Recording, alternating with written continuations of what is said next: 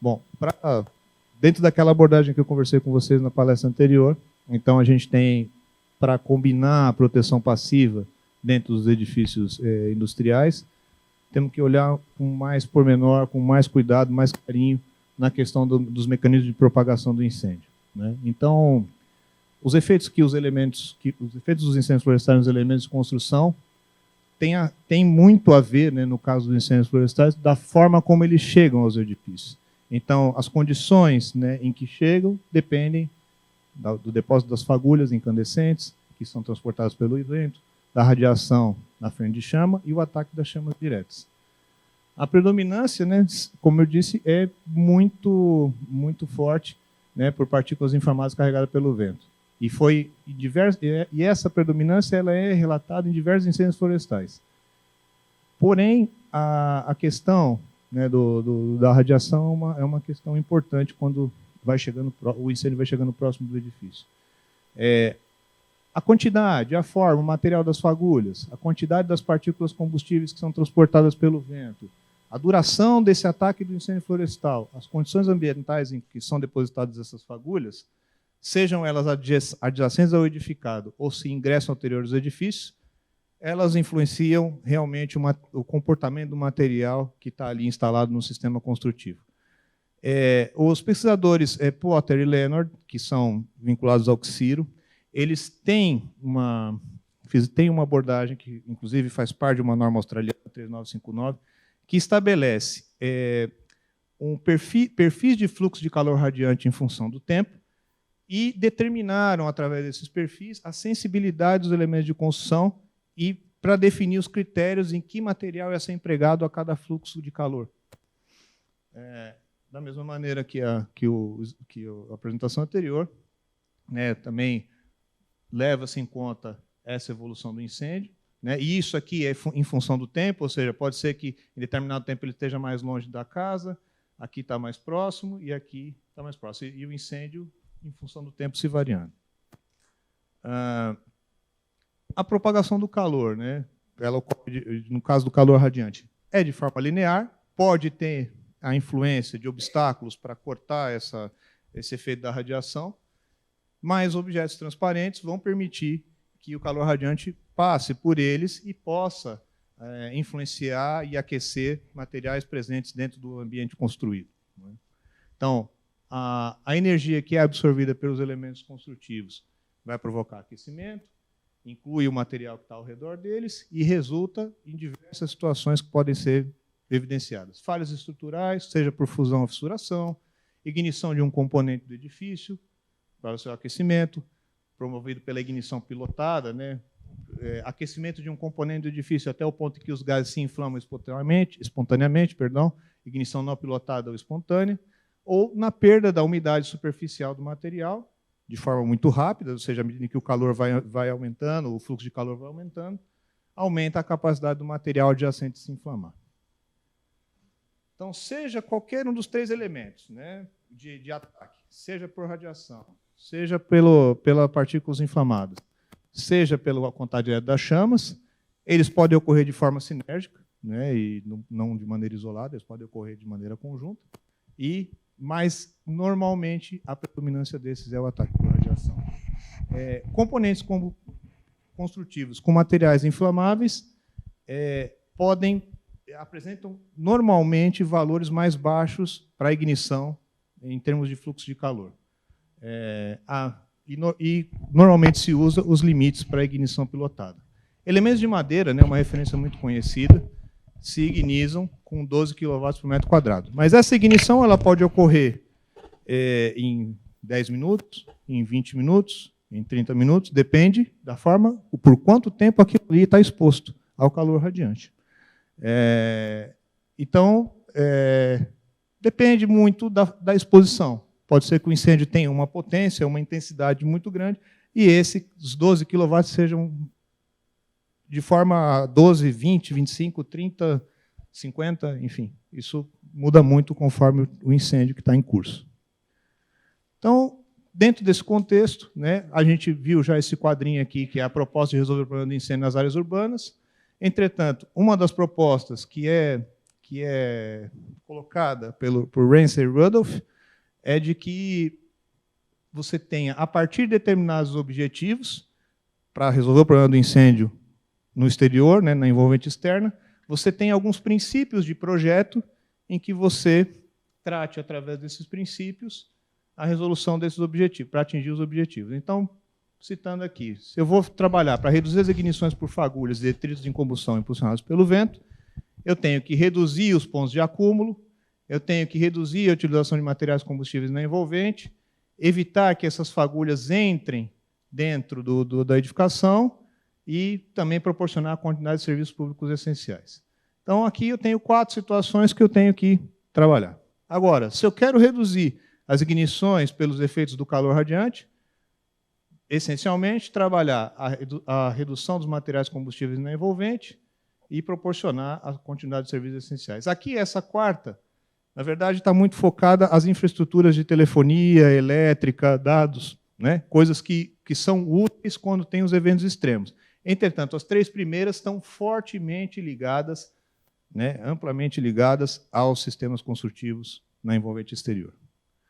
Então, utilizando aquela lógica, pode ser representado, né? Isso também é proposto por Ramsey e Rudolph, que você tem as componentes dos edifícios, né? Você tem alternativas de projeto, né? Isso dentro do projeto arquitetônico, que você possa trabalhar, de forma a atingir cada um dos objetivos por meio dos princípios de projeto.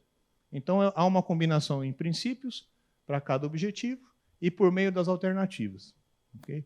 Então, por exemplo, né, eu vou repassar alguns exemplos daqui das alternativas. Então, trabalha-se muito a geometria da envolvente exterior, a geometria da cobertura, o revestimento da cobertura. As caleiras seriam as calhas, né, e os tubos de queda para águas pluviais, as paredes externas e as portas e janelas. Vamos falar um pouquinho aqui dos aspectos principais, né, em termos de projeto. Uma das coisas é desenvolver a planta com o menor número possível de cantos reentrantes, ou seja, reduzir essas situações aqui apontadas em vermelho. Situações como essa, nos incêndios florestais, promovem acúmulo de material. Promovendo esse acúmulo, se há alguma forma desse material ingressar ou aquecer as juntas, os materiais ali, isso pode propiciar um ponto de ingresso do incêndio exterior para o interior. Combinado com essa 1, utilizar os materiais não combustíveis nos cantos reentrantes, ou seja, utilizar materiais que retardem o ingresso dessa chama para dentro da habitação. Ou seja, eu posso utilizar esta ou posso utilizar as duas, depende do que você tem disponível. Mas o ideal é eu trabalhar essas duas. A outra é geometria da cobertura.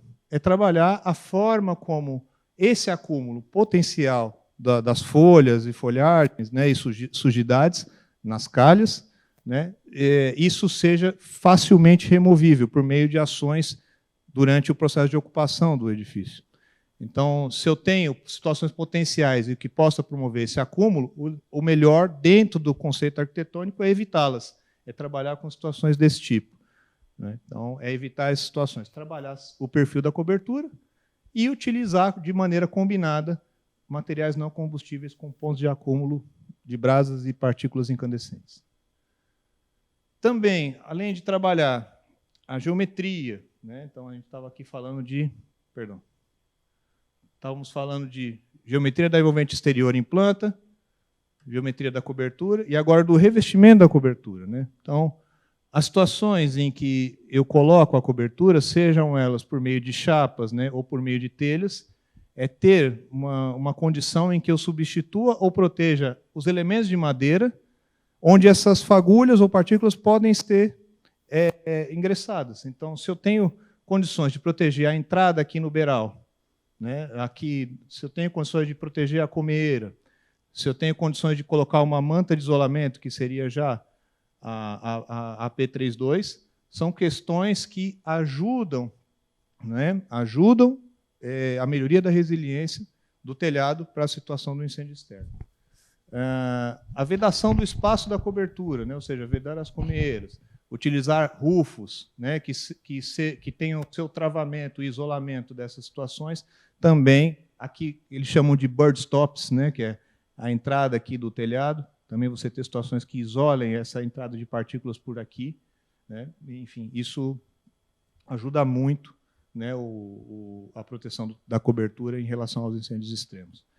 Além disso, também, isso até foi comentado pela Maria Luísa na palestra dela, as clarabóias. Então, os edifícios industriais, há muito uso da clarabóia, e usar materiais das clarabóias que sejam propensos ao derretimento, como policarbonato, que há de monte nos edifícios industriais, é evitar essa situação, né? Usar elementos de vidros ou elementos que tenham baixa combustibilidade. Além disso, outra situação potencial nos edifícios industriais e também habitacionais é a utilização de calhas, né, e tubos de queda. É uma coisa que deve ser evitada, se for possível evitar, né, dentro do conceito de projeto. Então, aqui no caso, para uma habitação, a proposta era utilizar um telhado sem as calhas, entretanto, utilizar calhas de drenagem subterrâneas com tubos, né, com perfurados, que possam fazer esse escoamento de maneira apropriada. Aqui, há situações em que os tubos de queda, né, têm uma abertura aqui, que tem uma grelha, para que essa sujidade que esteja acumulada na calha em cima seja filtrada por aqui e não haja o entupimento do tubo de queda, impedindo, né, o acúmulo de sujidades aí no ambiente, e facilitar as ações de limpeza.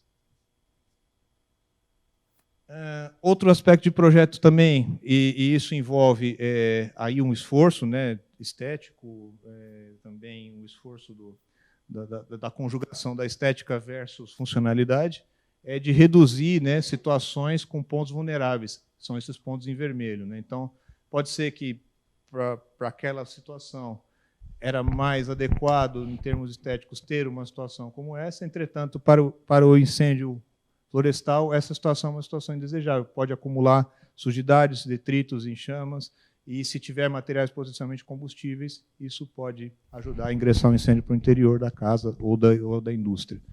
Então, eliminar essas transições, utilizar materiais incombustíveis e fornecer telas de proteção contra a umidade e vento, né? Também são situações em que ajudam aí as paredes externas a ficarem mais protegidas.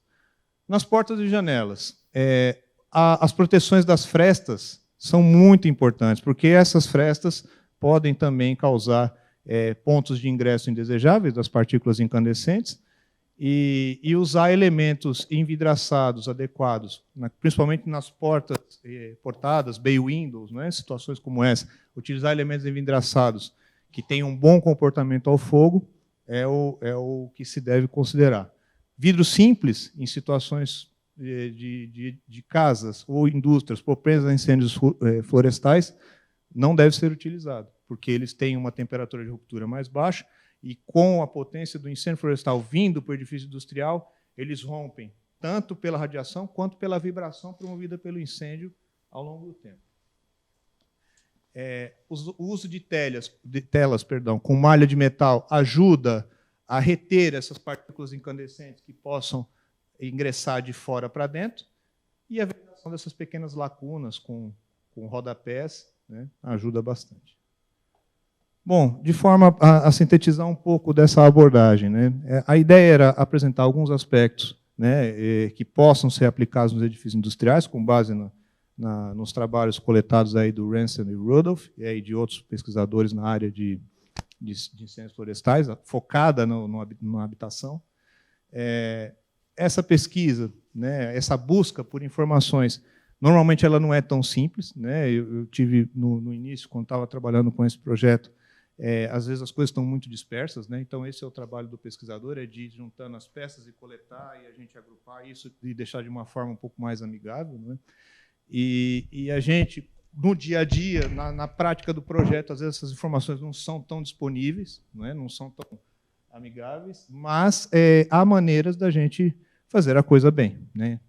Principalmente numa situação como essa, requer uma atenção um pouco mais detalhada, face o risco iminente do incêndio florestal em zonas propensas a isso. Não tem uma base que fale para a gente, olha, se você tiver incêndio florestal, é aqui que você procura. Não tem. Tem, por exemplo, no mercado australiano, tem lá os produtos que são classificados para aquela norma, mas aquela realidade se aplica a nós? Não necessariamente. Existem os datasheets lá da FM. Podem se aplicar à nossa realidade? Podem, mas tem que ser validado, tem que ser checado, tem que ser de uma maneira que a gente consiga trazer isso de maneira mais tangível.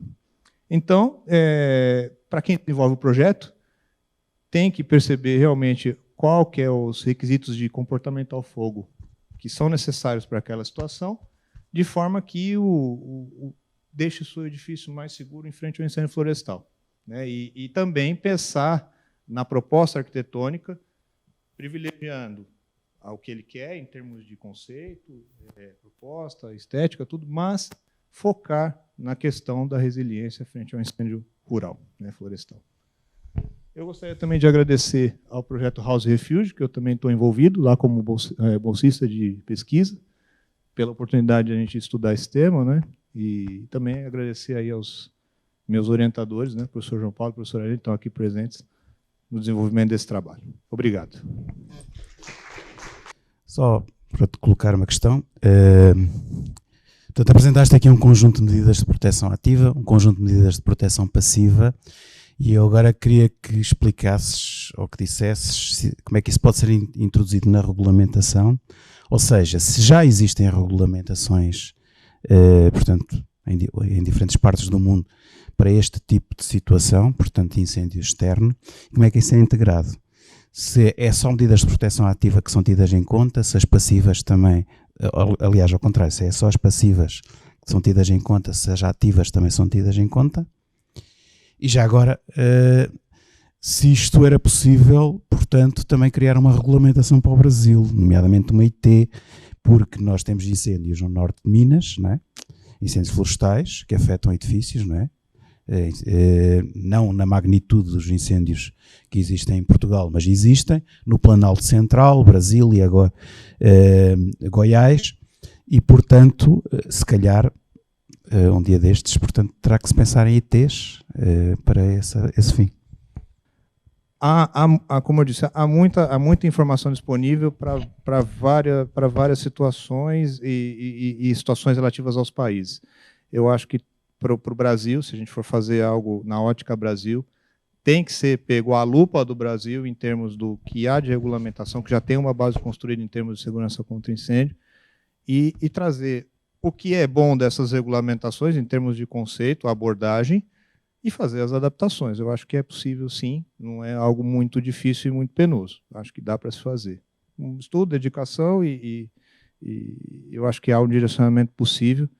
Tem que ser feita a adaptação necessária.